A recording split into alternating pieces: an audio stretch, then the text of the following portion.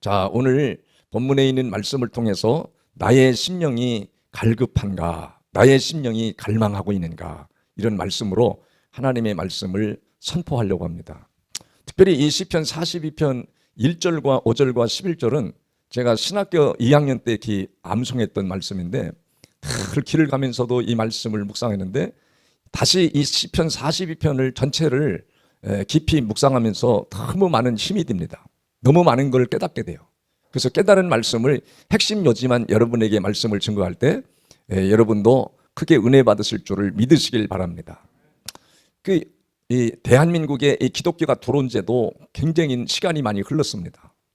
그래서 그런가 오늘 이 말씀 속에 있는 말씀을 보면 갈급한 심령이 돼야 되는데, 대부분 갈급한 심령이 사람들이 그런 마음을 갖지 않는 시대인 것 같아요. 갈급하지 않은 시대.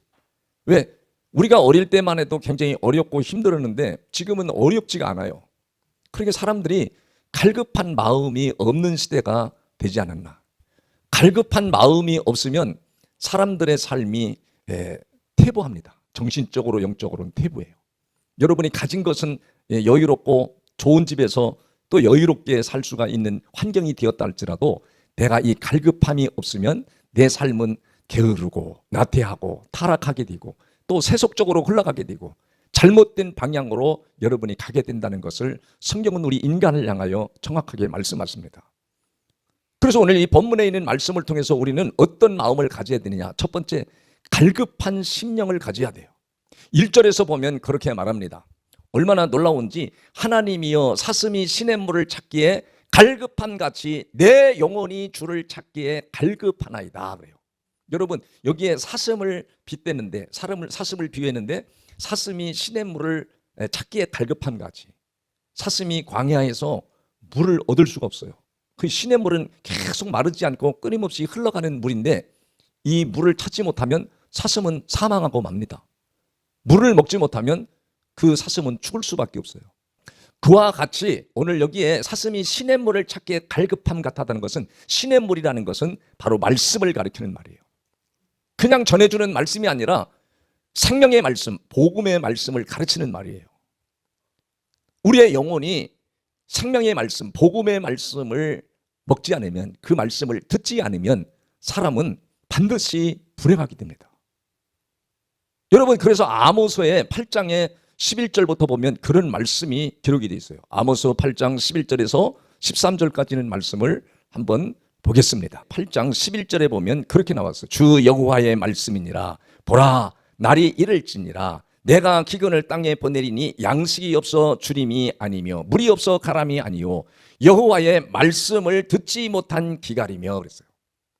하나님이 이 세상에 기근을 보내드려요. 기근이 뭐 양식이 없는 기근이 아니고 물이 없는 그 기근이 아니고 하나님의 말씀을 듣지 못하는 기근이래요.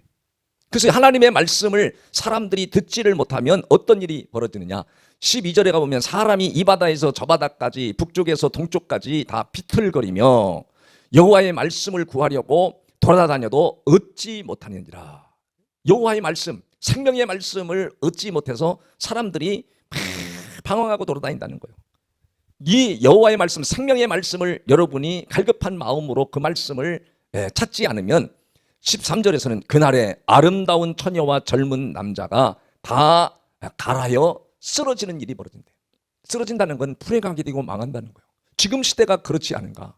여러분, 하나님의 말씀에, 내 영혼이 하나님의 말씀을 갈급하고 갈망해야 되는데 갈망하는 사람들이 없어요. 갈망하지 않아도 집에 가면 먹을 거 다 있고 잠자고. 우리가 어린 시절에는 목욕 한번 하려고 그러면요, 물이 없어. 물을 막 샘에 가서 굉장히 먼 거리에 샘에 가서 들통으로 메고 와야 되니까 목욕을 어떻게 해요? 목욕탕도 없을 시대인데. 그러니 설 명절 때하고 추설 때 그때나 가마솥에다 물 끓여가지고 물을 그 고무다라에다가 잔뜩 부모님이 갖다 반 이상 갖다 물을 붓습니다. 겨울에 이제 설 명절 때.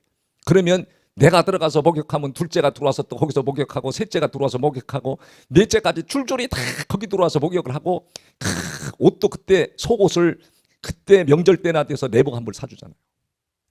얼마나 막 간절했는지. 먹을 거에 대한 간절함, 성공하기 위한 간절함, 어떻게든지 우리가 정신 차려서 우리 집안이 다 일어서야 된다. 가난에서 벗어나야 된다. 이런 갈급함과 갈증을 가지고 열심히 지금 60대 70대 어른들이 다 달려왔잖아요. 지금은 그 어른들이 고생해서 잘 먹고 잘 자는데도 불구하고 어째서 이렇게 원망이 많고 불평이 많은지, 뭘 아는 척하고 잘난 척하는 사람들이 많은지 몰라요. 그래서 오늘 성경에는 그렇게 말하는 거예요. 오늘 여호와의 말씀을 구하지 못해서 사람들이 다 비참해진다. 젊은 사람이나 나이 먹은 사람이나 여호와의 말씀을 듣지 못하는 거, 생명의 말씀을 먹지 못하면 불행하게 된다는 것을 가르쳐요. 2절에서는 뭐라고 그래요? 오늘 시편 42편 2절에 보면 내 영혼이 하나님 곧 살아 계시는 하나님을 갈망하나이다. 하나님을 갈망한다. 여기에 갈망한다. 여러분 무엇 때문에 여러분 하나님을 갈망해야 됩니까? 왜 하나님을 갈망해야 되죠? 갈망해야 되는 것은 내가 하나님 앞에 경건하게 살려고 하나님의 말씀을 갈망해야 되는 거예요. 하나님의 말씀을 갈망한다는 것이 다른 말로는 경건하게 산다고 하는데, 경건의 능력을 얻기 위해서는 그런 것인데, 경건의 능력이 바로 무엇을 말하냐면, 여러분 디모데후서 3장 5절에 가서 보면 그렇게 말해요. 거기 보면 경건의 모양은 있으나, 경건의 모양은 있대. 경건의 모양이 있다는 건 대부분 다 사람들이 율법으로 산다는 거예요. 독특하고 달라고 이런 율법으로 사는 모양은 있으나 실제 경건의 능력을 부인하니 이 같은 자들에게서 내가 돌아서라. 이런 사람을 가까이 하지 말라는 거예요. 여러분 경건의 능력이라고 하는 것은 생명의 말씀을 깨닫는 걸 말해요. 여러분 같이 우리가 모든 사람이 하나님의 말씀을 똑같이 듣는데 어떤 사람은 말씀을 깨닫지 못하고 그냥 가버려. 그러면 여러분 하나님 앞에 신령과 진정으로 예배한 게 아니라 종교 생활하고 간 거예요. 여러분 그때마다 강단에서 들려지는 생명의 말씀, 복음의 말씀을 깨닫지를 못하면 여러분은 그냥 세상의 유기나 불교나 모든 세상의 종교를 다닌 것과 똑같아요. 교회 와서 예배를 드리지만 하나님은 그런 예배를 원하지 않는 거예요. 그 경건의 능력이라는 것은 복음의 말씀, 생명의 말씀을 깨닫는 걸 말하는 거예요. 그게 능력이라는 거예요. 여러분 이런 능력이 여러분에게 임하시기를 주의 이름으로 축복합니다. 여러분이 오늘 하나님의 말씀을 갈망해서 그 생명의 말씀을 먹고 가지 않으면 어떤 일이 생기냐면 나도 모르게 계속 인생이 방황의 길로 갑니다. 게으르고 더 나가서 치우치고 또 세상 것 때문에 스트레스를 받고 세속에 빠지고 타락의 길로 나 자신도 모르게 가서 내 어둠의 생활로 접어들게 돼요. 내가 어둠의 세계 속에서 살고 있다는 자체도 모르고 살아요. 그래서 내 삶이 기울어지고 균형 감각이 깨어지는 그런 사람들이 얼마나 많은 시대인지 몰라요. 여러분 그래서 내 영혼아 여호와를 갈망하라. 살아계신 하나님, 죽으신 하나님이 아니라 살아계신 하나님을 갈망하라. 갈망하라. 생명의 말씀을 여러분이 공급받기를 갈망하라. 그래서 생명의 말씀을 깨닫는 사람은 내 인생의 어려움도 다 뛰어넘습니다. 물질의 어려움도 뛰어넘고 인간관계의 어려움도 뛰어넘고 인간이 받은 상처도 다 뛰어넘는 역사가 일어나는 줄을 믿으시길 바랍니다. 그러니까 여러분 사람이 살아가다가도 보면 사람과의 상처를 받을 수가 있어요. 그때도 하나님의 이 생명의 말씀을 먹고 깨달아지는 사람들은 유유히 그걸 돌파해 나갑니다. 뛰어넘는 역사가 일어나는 줄을 믿으시길 바랍니다. 두 번째로 이렇게 인생이 살다가 보면 어떤 일이 벌어지냐. 3절에 보니까 그렇게 말해요. 사람들이 종일 내게 하는 말이 내 하나님이 어디 있느냐 하오니 내 눈물이 주야로 내 음식이 되었도다. 여러분 사람들이 열심히 믿어도 또 믿는다고 해도 사람이 슬럼프에 빠지고 어려움을 만날 때가 있어요. 이 시편 기자도 생각지 않았던 때에 어려움을 만난 거예요. 생각지 않았던 때 어려움과 고통을 만났던 거예요. 그 고통을 이겨보려고 내 영혼이 하나 살아계신 하나님의 말씀을 갈망하고 간절한 열망을 가진 거예요. 그런데 사람들이 시편 기자가 어려움을 당하고 곤고한 일을 만나니까 다 뭐라고 그랬냐면 야, 내 하나님이 어디 있느냐. 그래서 이런 경우들이 우리 삶의 현장에서도 많이 일어납니다. 다 집안에 이렇게 식구들이 모이면 다 믿는 가정들도 있지만 또 믿지 않는 가정들도 있어요. 뭐 큰아들과 또 막내는 믿는데 둘째와 셋째는 또 안 믿네. 안 믿는데도 그냥 얼마나 잘 사는지 몰라 풍요롭고. 그러면 어른들이요 뭐라고 말하냐면 야, 얘 큰애야, 얘 막내야, 너 하나님 믿는다며. 그런데 네 꼬라지 좀 봐라. 네 하는 사업 좀 봐라. 왜 이렇게 어렵고 힘드는데 제 둘째네 셋째네 봐라. 얼마나 잘 나가냐, 얼마나 잘 사냐. 그래서 비방하고 쪼코를 주고 안 좋은 소리를 하는 경우들이 세상에 얼마나 많이 생겨요. 우리가 어려운 일을 만날 때 그런 말을 많이 듣는단 말이죠.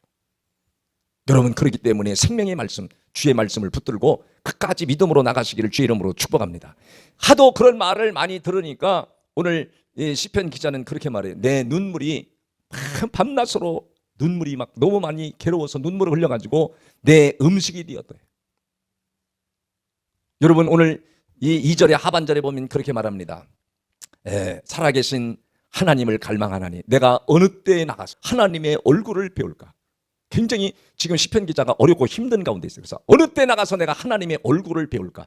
하나님은요 영이시기 때문에 우리 눈으로 볼 수가 없는 거예요. 근데 사람들은 자꾸 하나님을 보았다고 그러고 뭐 그 전부 다 신비주의자입니다.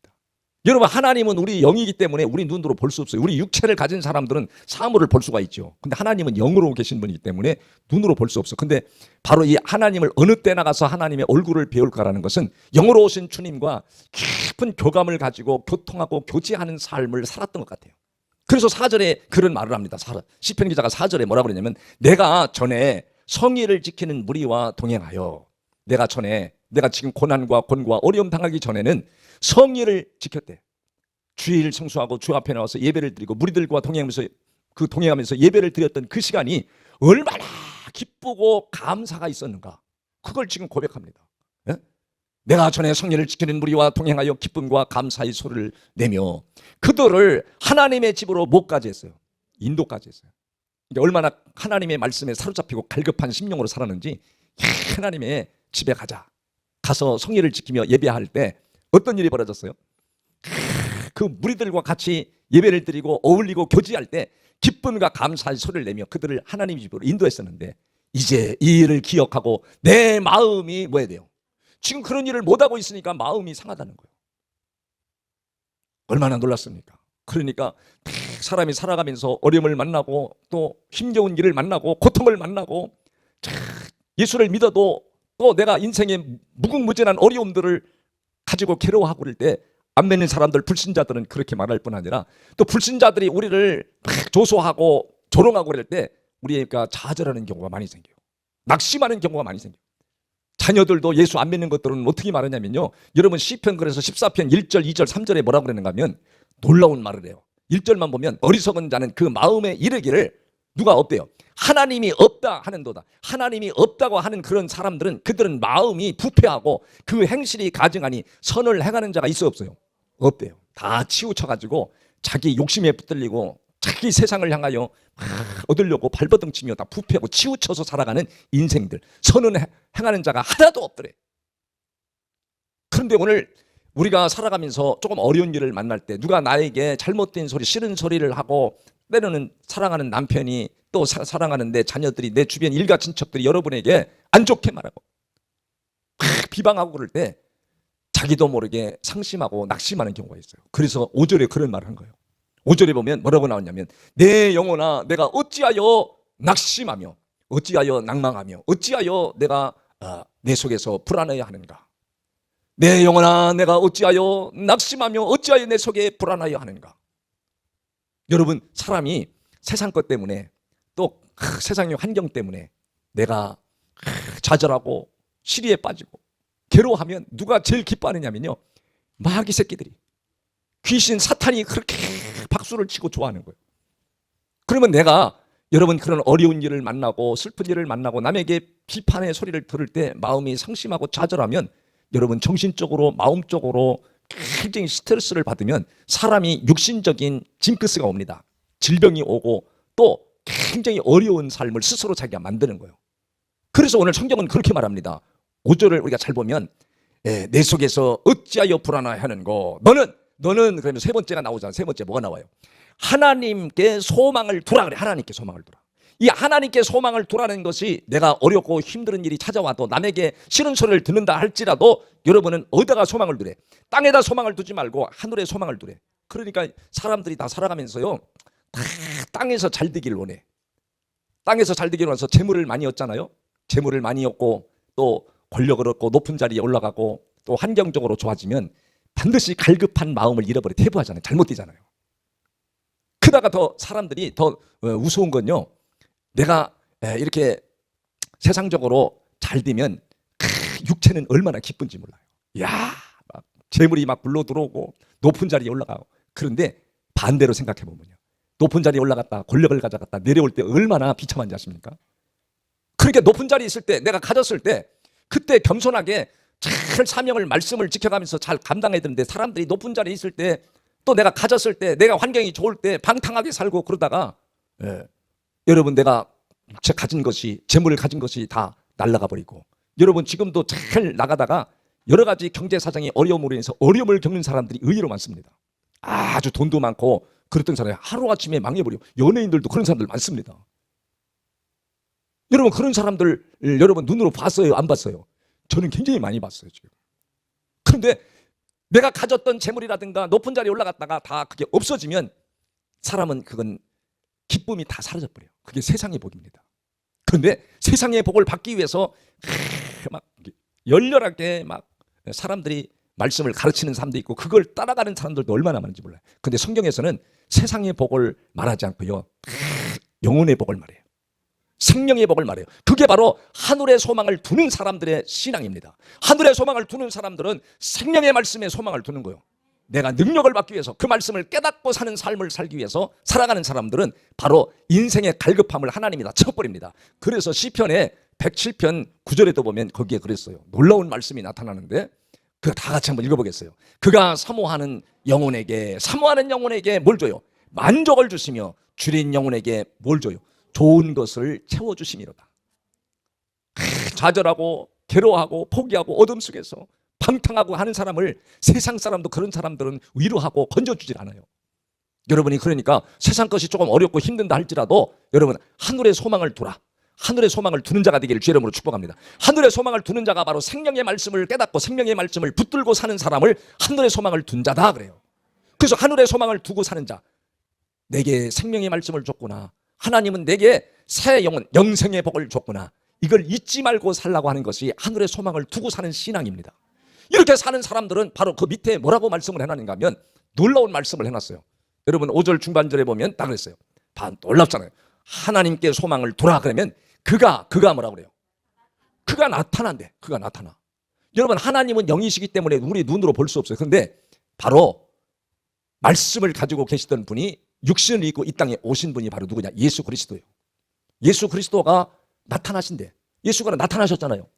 말씀이 육신을 입고 오셔서 나타난 이유는 하나님의 뜻을 이루기 위해서 예수님이 이 땅에 나타나셨는데 여러 가지의 중요한 사건들 중에 가장 핵심이 바로 십자가를 지는 거예요.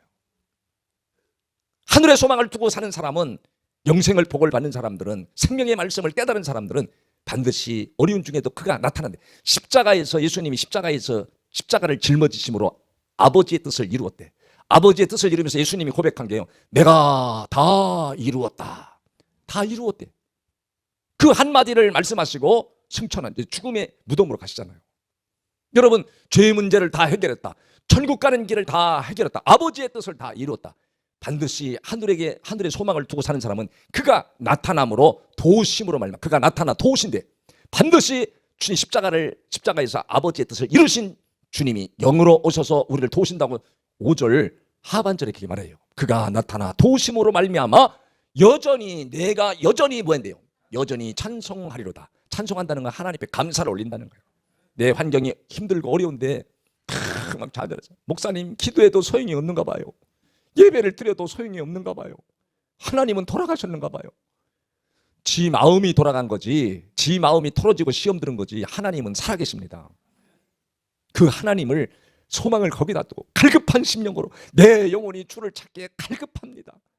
주여 내게 생명의 말씀을 붙들게 하옵소서. 그 생명의 말씀을 붙든 사람들은 그가 나타난대.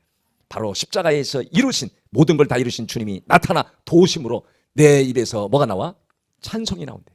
내가 연약할수록 더욱히 여기사 높은 보좌 위에서 낮은 나를 보시네. 날 사랑하심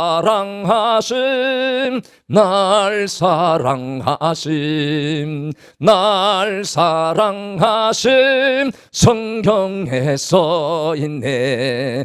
원숭이 쇼를 보는 게 아니요, 같이 해야지 은혜가 되지. 그래 여러분도 은혜가 되고 깨달아지지. 아이고 목사님 오늘 목이 쉰 것 같으네. 오늘째 목이 좀 나아졌네. 내가 연약할수록 주님은 나를 더 귀히 여기신대. 주님을 붙드시길 바랍니다. 그러면 여러분의 입에서 감사가 나오고 또 여러분의 입에서 찬송이 나오는 거예요.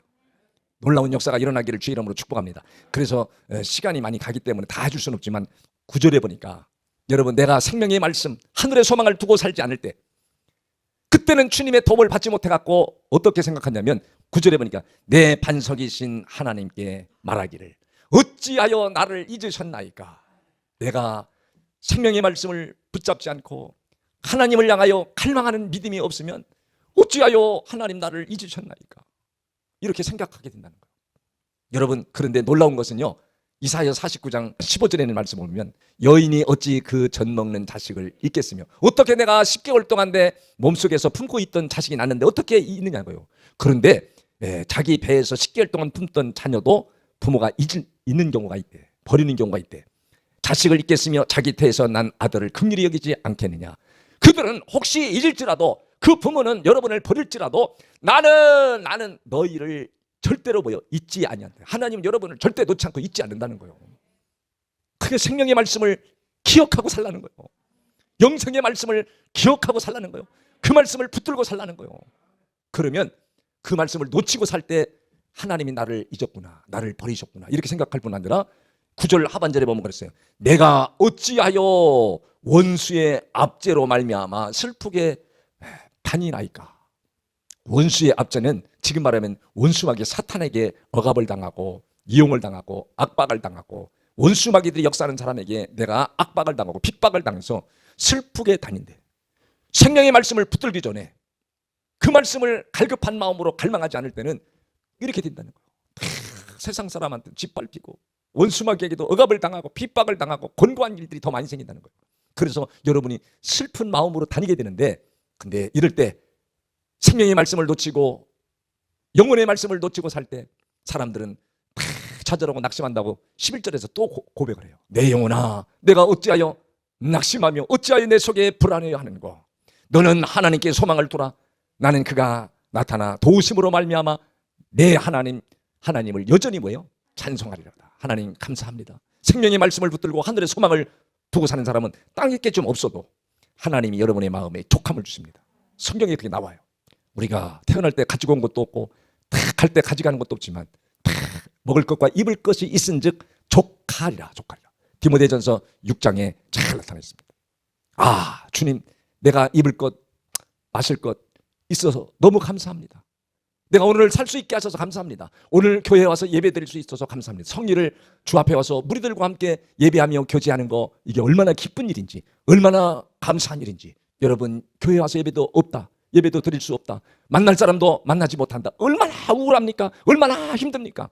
그런데 교회에 와서 하나님 앞에 내가 하나님을 배우는 거예요. 영으로 교제하며 말씀을 듣고, 여러분 똑같이 말씀을 듣지만 깨달게 하옵소서. 갈급한 마음을 가진 사람을 하나님 깨닫게 하셔서 성령이 깨닫게 하십니다. 그래서 나갈 때 감사가 나오는 거예요. 기쁨이 나오는 거예요. 슬픔이 올라갑니다. 환경의 어려움도 다 돌파하고 뛰어넘는 역사가 일어나게 하시는 줄을 믿으시길 바랍니다.